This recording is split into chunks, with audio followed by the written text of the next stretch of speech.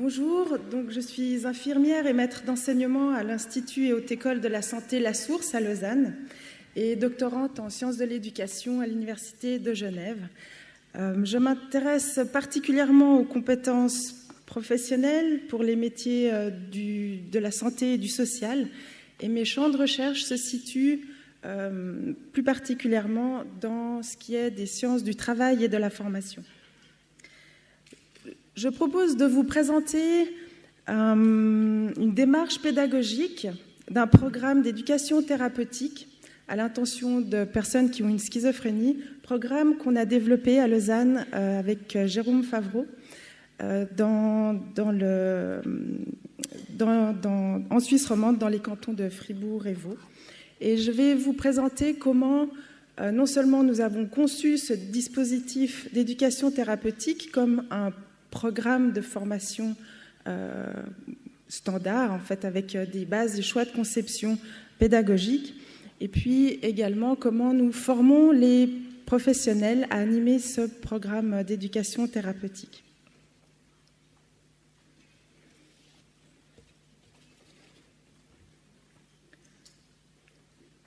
Donc, je vais vous présenter très rapidement la conception du programme selon une méthodologie d'ingénierie pédagogique, les paradigmes des sciences de l'éducation qu'on a convoqués pour élaborer ce dispositif et également ensuite les méthodes spécifiques qui sont mobilisées dans le programme par les professionnels et de manière plus précise ensuite les compétences professionnelles et les habiletés pédagogiques telles qu'on les a développées avec les professionnels, et puis particulièrement la place et le rôle de l'expérience partagée, de l'usage de soi comme ressource aux apprentissages des participants.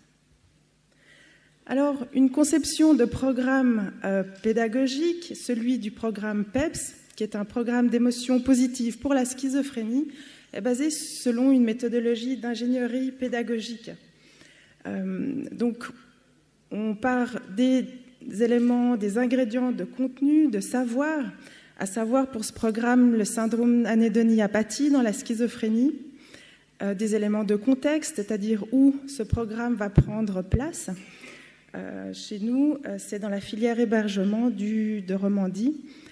Ce sont des groupes animés par des professionnels, éducateurs ou infirmiers.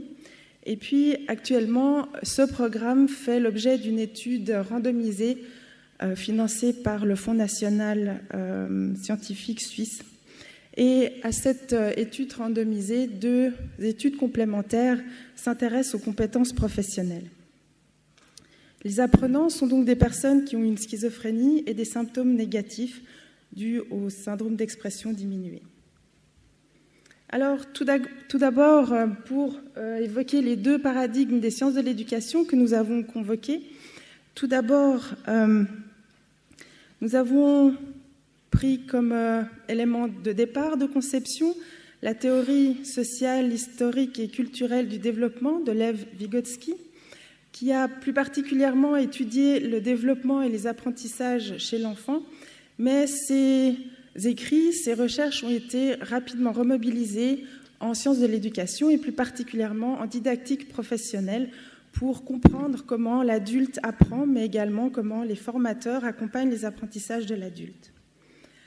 Donc, selon ce paradigme, les situations sociales sont envisagées comme des environnements propices aux apprentissages et au développement. Donc ça, c'est vraiment une notion qui a été fortement empoignée par les didacticiens professionnels. Dans cette conception, l'apprentissage précède le développement. A contrario, Piaget envisageait le développement comme précédant l'apprentissage. La contingence également est envisagée comme une ressource au développement. Et puis un concept très important en formation d'adultes, c'est la zone proximale de développement, qui est l'espace entre l'enseignement et le développement, c'est-à-dire la marge de progression qu'une personne a dans une tâche qu'il est capable de réaliser seule et sa capacité de la réaliser de manière accompagnée par un expert.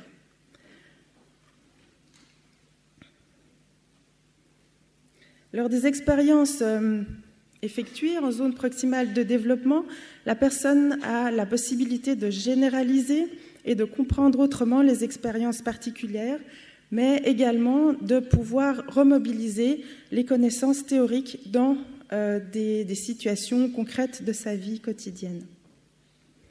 Un autre paradigme que nous avons sollicité pour non seulement la conception du programme, mais également pour l'accompagnement du développement des compétences des professionnels, est la théorie de l'étayage de Jérôme Brunner, qui lui aussi, ses travaux se sont concentrés dans les processus d'apprentissage de l'enfant, mais plutôt en se concentrant sur les compétences, les interventions du tuteur ou du professionnel qui accompagne les apprentissages de l'enfant. Donc il a élaboré l'étayage, que je vais vous présenter rapidement, mais donc cette notion d'étayage a été réemployée, toujours en formation d'adultes, pour comprendre comment un professionnel peut organiser un environnement d'apprentissage qui favorise le développement d'habiletés et de compétences chez un apprenant. Et dans le cadre qui nous intéresse ici, comment des professionnels de la santé organisent et étayent les apprentissages des patients dans un programme d'éducation thérapeutique. Donc les 6 fonctions de l'étayage sont l'enrôlement, la réduction du degré de liberté, le maintien de l'orientation, la signalisation des caractéristiques déterminantes, le contrôle de la frustration et la démonstration ou la présentation de modèles. Donc, en quelques mots, l'enrôlement correspond au comportement du professionnel qui engage l'intérêt et l'adhésion des partenaires dans la conduite et la réalisation des tâches qui vont produire donc des déplacements et des apprentissages en termes de compétences. La réduction du degré de liberté correspond aux procédures par lesquelles le formateur, le professionnel, simplifie une tâche par réduction des nombres d'actions à mener pour pouvoir réaliser la tâche. C'est également avec cet étayage-là que le professionnel libère l'apprenant, le participant, de certaines parties des tâches pour vraiment permettre la réussite et l'accomplissement de l'apprentissage. Le maintien de l'orientation, donc, ça consiste à éviter de s'éloigner du but assigné à la tâche. Et concernant la signalisation des caractéristiques déterminantes, il s'agit de pouvoir accompagner l'apprenant à repérer ce qui, dans la tâche, est essentiel à comprendre pour acquérir l'habileté que l'on vise. Le contrôle de la frustration, il s'agit d'accompagner le patient, le participant, à procéder par échec, essai, réussite, mais en tous les cas que les échecs ne constituent pas un sentiment de renoncement à l'apprentissage et d'accompagner réellement par l'encouragement et puis la valorisation des acquisitions au fur et à mesure du processus. La démonstration, la présentation de modèles, voilà, c'est un terme évocateur en soi.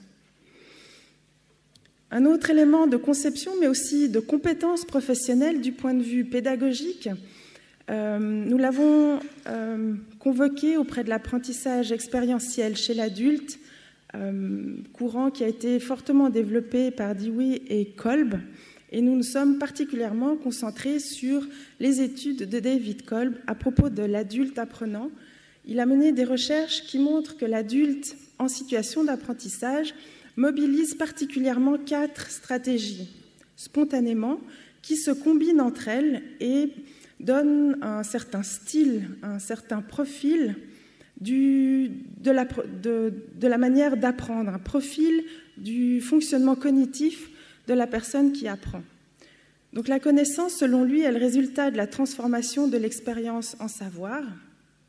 Et ici, vous voyez un graphique qui représente ces 4 stratégies d'apprentissage que je vais détailler très rapidement, mais vous avez des écrits qui les détaillent, où vous pouvez tout à fait vous y référer.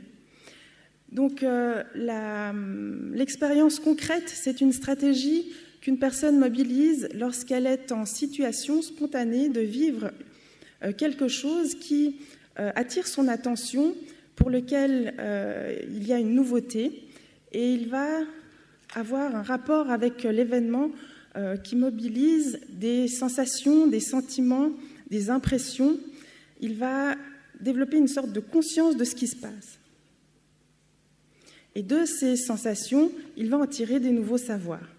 L'observation... Alexandra, il va vous rester 5 minutes. Oui. L'observation réfléchie est plutôt la stratégie qui mobilise l'analyse, l'observation. La conceptualisation abstraite, qui est la capacité de généraliser, de théoriser, de conceptualiser. Et l'expérimentation active, qui est la remobilisation d'un certain nombre de savoirs dans des situations où l'on teste ces savoirs. Alors, je ne vais pas rester, puisqu'il me reste 5 minutes sur cette dia, mais donc il existe des questionnaires qui permettent d'identifier les stratégies et les profils d'apprentissage de nos apprenants. Les méthodes spécifiques que l'on a utilisées dans la conception de notre programme alternent des temps dans chaque séance, des temps d'expérience concrète, d'observation réfléchie, etc. Donc chaque stratégie a été pensée dans le dispositif afin que tout apprenant puisse tirer des savoirs, de l'expérience, les nouvelles connaissances au cours de ces heures de groupe d'éducation thérapeutique. Alors, rapidement ici, en didactique, M. Craet a développé des synergies conceptuelles et techniques entre le concept d'étayage de Brunner, la pédagogie, mais aussi le cognitivisme, et donc a pu détailler comment se donnent à voir ces 6 fonctions d'étayage dans des activités pédagogiques et cognitives. Excusez-moi, je vais passer vite. Le point de ma présentation concerne les compétences professionnelles et les habiletés pédagogiques. C'est vrai que d'animer un groupe d'éducation thérapeutique, il y a la dynamique de groupe à gérer, ma collègue en parlera tout à l'heure, mais il y a également, très concrètement, comment est-ce que le professionnel s'y prend pour que le dispositif, l'environnement de formation, produise effectivement des nouveaux savoirs pour les patients. Donc l'option que nous avons prise avec les paradigmes que je vous ai présentés tout à l'heure, c'est de former les professionnels par une formation en présentiel, mais aussi par des supervisions tout au long du déroulement du programme, afin de les accompagner dans un développement de connaissances concernant leur propre fonctionnement cognitif en situation d'apprentissage, d'introduire de la souplesse dans ces recours aux stratégies, et puis ce développement de connaissances de soi au niveau cognitif et expérientiel dans l'apprentissage, permettant ensuite de remobiliser ces connaissances, cette nouvelle expertise dans l'identification des fonctionnements cognitifs des patients et du coup d'agir de manière intentionnelle auprès de chaque participant dans le groupe afin de stimuler les stratégies d'apprentissage qui sont spontanément mobilisées chez les patients. Il s'agit également d'accompagner les professionnels à conscientiser les fonctions, les stratégies d'étayage qu'ils mobilisent auprès des patients. Là, je vous ai présenté de manière un peu théorique ces 6 fonctions, sachant qu'elles sont déjà présentes dans nos pratiques, nos formations initiales professionnelles, mais c'est une manière de concentrer l'attention professionnelle, l'expertise d'un point de vue pédagogique sur ce qui se passe dans un groupe d'éducation thérapeutique. Donc on accompagne dans les supervisions l'identification des propres stratégies d'accompagnement que mobilisent les professionnels auprès des patients. Il s'agit également de co-construire des savoirs à partir des expériences effectuées. Dans ce programme, notre point de vue est que la relation partenariale est nécessaire. Bien plus qu'une intention, elle doit être mise en œuvre par une relation partenariale symétrique ou asymétrique, mais en tous les cas basée sur des expériences partagées en commun, c'est-à-dire que les professionnels suivent le programme d'éducation thérapeutique au même titre que les patients, c'est-à-dire qu'ils mènent les mêmes exercices en présentiel et dans les intersessions, et que les temps où l'on mobilise la stratégie d'observation réfléchie, de métacommunication, les professionnels partagent également leurs réussites, leurs échecs, leurs difficultés, leurs compétences dans les habiletés qui sont développées par le programme. Donc l'expérience partagée ou l'usage de soi est fondatrice non seulement d'une relation partenariale, mais également est une ressource langagière et multimodale pour les professionnels dans l'étayage et l'accompagnement des apprentissages des patients. Donc, On va conclure. il me reste combien ? Quelques secondes. Quelques secondes. Alors, en quelques secondes, cette dernière diapositive, pour vous donner un exemple du rôle et de la place de l'expérience partagée dans les fonctions d'étayage. Par exemple, l'enrôlement et l'engagement des patients, des participants, des personnes dans le programme est une stratégie qui, quand elle est mobilisée de manière consciente, augmente la fréquentation et la participation aux séances.